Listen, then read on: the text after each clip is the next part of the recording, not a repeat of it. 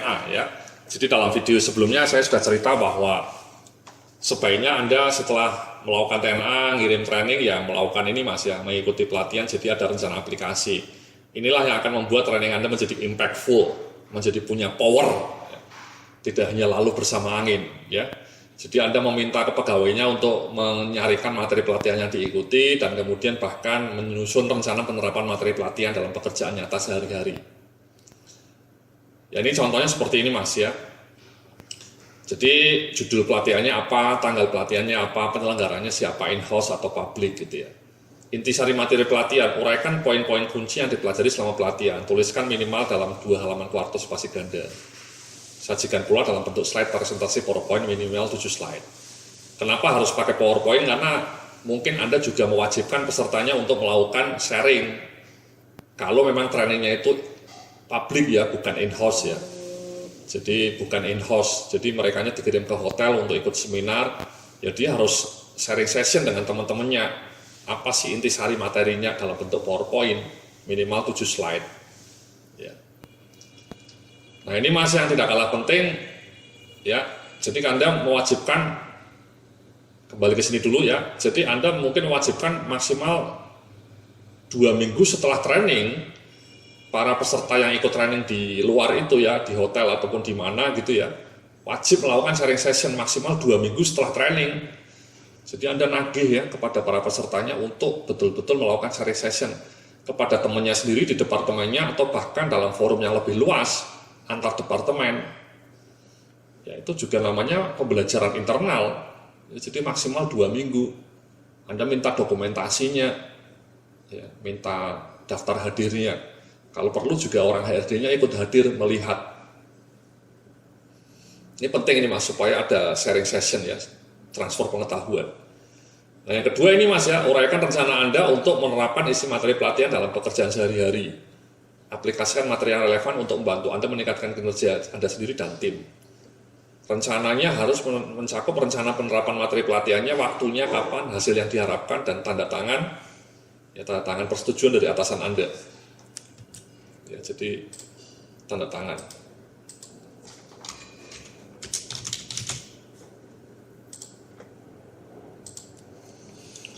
Ya, jadi waktunya kapan? Ya, misalnya tiap minggu, ya, atau tiap bulan, atau mungkin dari minggu depan sampai 3 bulan kemudian. Ya, hasil yang diharapkan apa? Jadi rencana penerapannya misalnya, katakanlah Anda ikut training leadership, ya, pegawai Anda. Dia mencoba menerapkannya, misalnya bahasanya adalah saya ingin lebih banyak melakukan coaching dengan anak buah saya sesuai dengan materi pelatihan leadership. Ya, jadi dia harus lebih banyak menyediakan waktu untuk coaching. Waktunya kapan? Ya setiap minggu, mulai dari minggu depan sampai akhir tahun misalnya. Setiap minggu mulai minggu depan sampai 3 bulan kemudian misalnya. Ya. Jadi dia melakukan coaching kepada setiap anak buahnya setiap minggu secara giliran. Waktunya kapan? Mulai minggu depan, ya bergiliran sampai mungkin 6 bulan ke depan atau 3 bulan ke depan atau bahkan 9 bulan ke depan. Hasil yang diharapkan, misalnya ya dia mampu memberikan pembinaan kepada anak buahnya, ya, mampu meningkatkan kinerja timnya, ya, mampu mengarahkan semua anggota timnya untuk mencapai target KPI yang sudah ditentukan. Misalnya Anda sudah punya KPI misalnya. Ya. Nah kemudian ya atasannya juga harus setuju, misalnya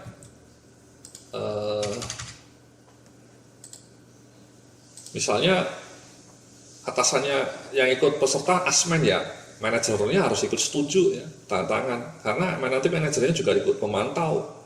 Kalau staf ya atasannya lah asmennya misalnya, karena asmennya nanti ikut memantau.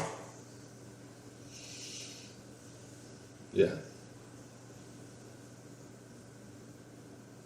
Contoh lain misalnya Anda ikut training mengenai katakanlah modul development gitu ya, bagaimana menyusun materi training. Ya Anda rencana penerapannya ya misalnya Anda akan mulai berlatih atau bahkan mulai melakukan penyusunan materi pelatihan untuk kantor Anda yang judulnya misalnya manajemen produksi misalnya. Waktu pelaksananya kapan? Ya mulai minggu depan sampai 3 bulan ke depan. Hasil yang diharapkan materi mengenai manajemen produksi sudah bisa selesai 3 bulan dari sekarang. Nanti atasannya memantau sampai sejauh mana Anda sudah bikin materi mengenai manajemen produksi. Anda sudah diskusi, interview dengan orang-orang produksi, melakukan wawancara, melakukan observasi, supaya materi Anda sesuai dengan materi manajemen produksi yang diharapkan. Jadi ini Mas ya, Anda wajib, ini hanya panduan saja Mas ya, Anda bisa modifikasi gitu ya. Tapi at least rencana penerapannya itu ada ininya, poin-poinnya. Dan kemudian poin-poin itu dikopi lah, satu kopinya untuk atasannya, satu kopi untuk HRD, dan satunya sendiri yang asli dipegang oleh pegawainya.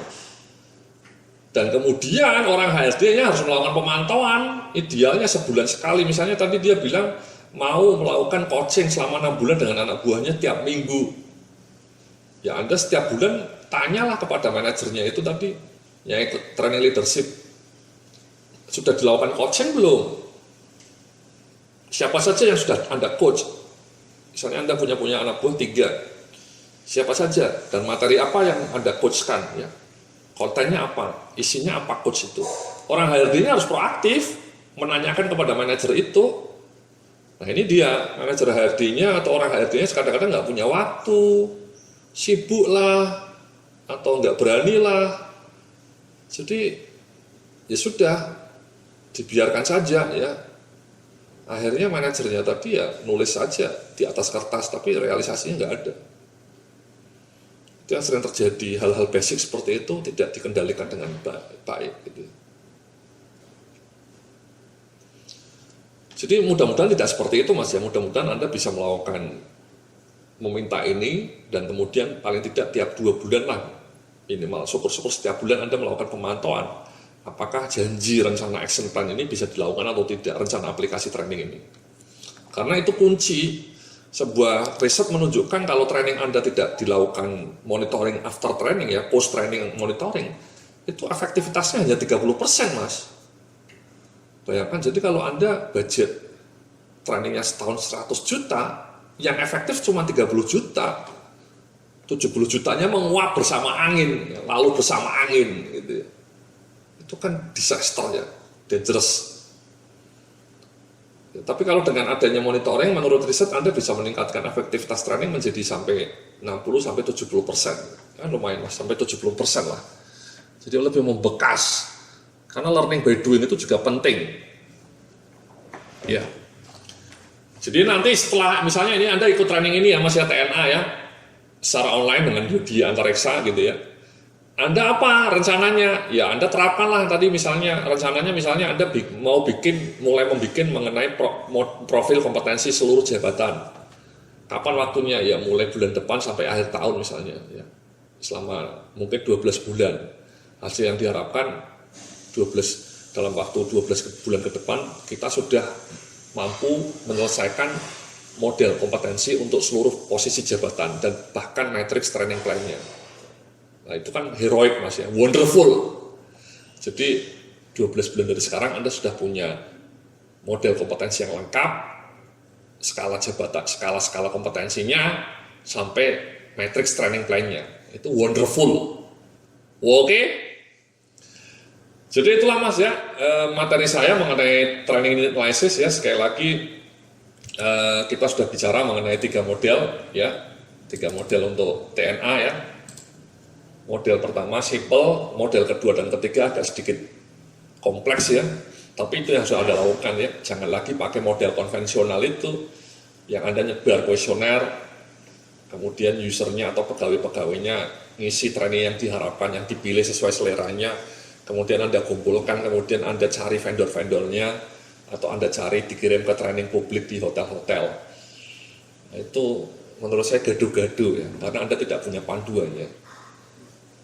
Ya, jadi Anda harus mulai melakukan yang kedua dan ketiga ini supaya menjadi lebih cetar membahana. Terima kasih, mudah-mudahan materi saya mengenai TNA ini bisa bermanfaat bagi Anda ya, baik di dunia maupun di akhirat ya. Sampai jumpa dalam video-video online pembelajaran lainnya dalam topik-topik berikutnya. Terima kasih, salam sukses, penuh keberkahan.